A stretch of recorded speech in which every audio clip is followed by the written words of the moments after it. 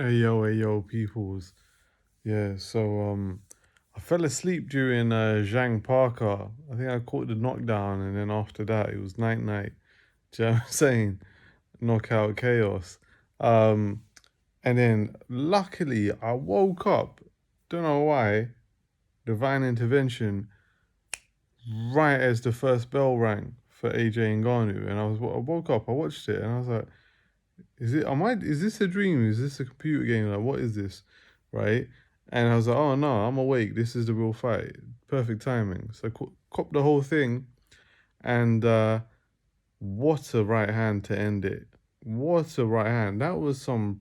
Oh my god, that was some computer game knockout, man. That really was. No pun intended, but that was just the most pronounced right hand that you're ever gonna see land clean. And ultimately, um, pleased I got both my predictions right. Parker by points, AJ by knockout. But when we talk about the main event, I think everything changed with the switch in Southpaw. And boxing's a high volatility sport. I always say, you know, it's small margins, and one little mistake can have a dramatic cascade of consequences. And ultimately, that's what we saw. We saw like Francis looking very sharp, very fast, mixing it up. You wouldn't really know who's like the two fight novice and who's like the two-time former world champion. And Francis just got a little bit too cocksure, switching southpaw in the first round. It's a bit early, fam. It's a little bit early. Like I think he did that against Fury, maybe 4 or 5 rounds in. And so yeah, to be switching up in the first round, and you could see that AJ's whole demeanor changed, and this clearly something they worked on in this Ben Davison Performance Institute. They've spoken a lot about the level to which they study tape is unlike anything he's ever seen, and you could see that. You know what I mean? His whole posture, his whole thinking was, okay, I got you now, motherfucker. Even before he threw a punch, right? And you just see the form and just how pronounced the right hand was, punching all the way through. You know what I mean? Leaning quite far forward with uh, the lead left foot. Um, and they've clearly worked on that for when Francis makes the mistake of switching southpaw. AJ's obviously fought, do you know what I mean, Usyk back to back. Then he's fought that random geezer, I forget his name, who's also a southpaw. Then he's fought Otto Wallin, who's a southpaw. Do you know what I mean? So the guy's coming off like fighting, do you know what I mean, four southpaws on the spin. Hellenius, I can't remember whether he's a southpaw or not, to be honest with you, but you know what I mean? It's either 4 or 5 on the spin. And yeah, so they were just ready for that, man. Do you know what I mean? Lead right hand against the southpaw. It's a classic shot. And Francis just didn't really know what to do after that. You know what I mean? His equilibrium was gone, his confidence was gone, um, his legs were gone. Do you know what I'm saying? And after that, it was just a matter of time, unfortunately. Do you know what I mean? He wasn't able to get enough rounds under his belt in order to be able to clear his head and reformulate. But I think a lot of it came down to what I said in my video that Francis is not going to be the same. He's not going to be the same. He's made too much money in too quick succession. And when you're seeing that kind of dough, or anytime you're seeing dough that is just completely out of kilter with what you're used to seeing, there's a period of time where you're just going to be thinking about things you never really had to think about before. Do you know what I'm saying? That's just what it is, man. And Francis was very late starting the camp. I don't think he started camp until mid-January, so he's not even had like 8 weeks of camp. And against a guy like Joshua, where there's, he's a puncher, you know what I mean, a high volatility situation, you really have to have like done a 12-week camp for that, man. Like really, he should have been straight in the gym um from even maybe before the last AJ fight against Otto Wallin. Do you know what I mean? Anticipating that maybe something could go wrong with Wilder or AJ, and he might get an opportunity. But yeah, he's been out doing his thing, fight week. You know what I mean? He's been doing his talk with the designer suits and all the rest of it. And I just think AJ was just too focused, too practiced. You know what I mean?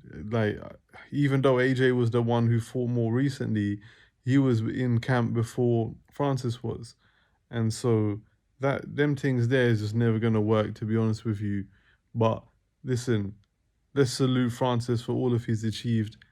Yeah, I mean, it's not easy going in there against Fury and Joshua in your first two fights, man.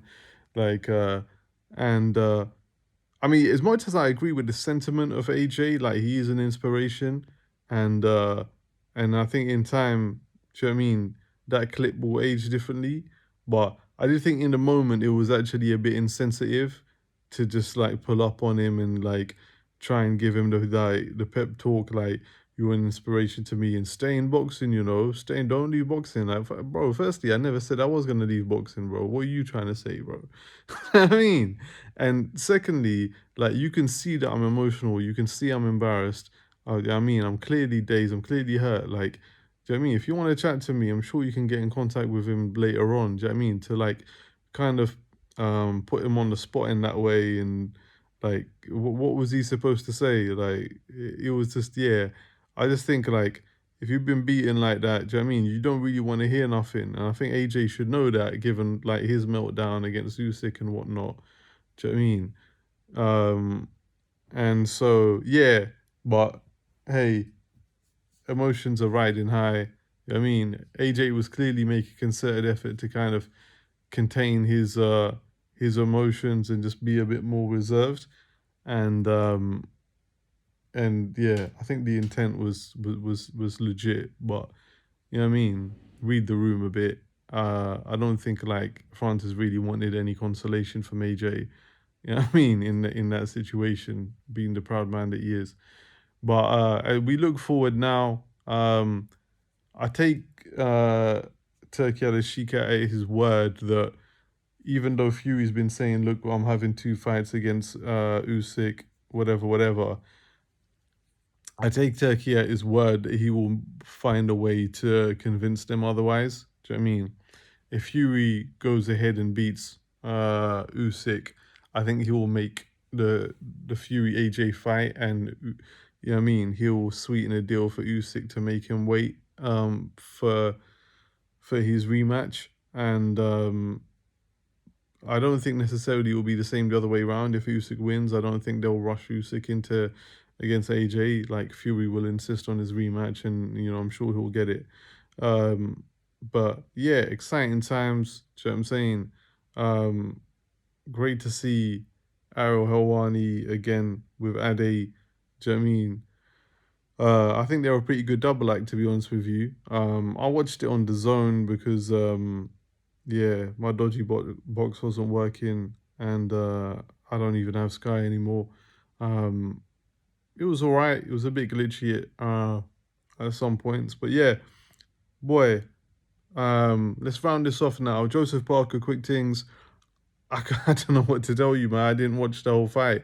I just watched the first couple rounds where it looked like Parker was gonna get a fist up, and the power was gonna be too much. The weight was gonna be too much, and I thought ultimately it was looking like Zhang was gonna do Parker the way Joyce did Parker, but Parker's a different beast now. He's a different animal. You know what I mean, he's just too fresh, too sharp from being as active as he has been, and the confidence that Andy Lee's given him in his game. So it looks from the highlights like he managed to get, you know what I mean, on his bike and just raid, you know what I mean, sharp 1-2.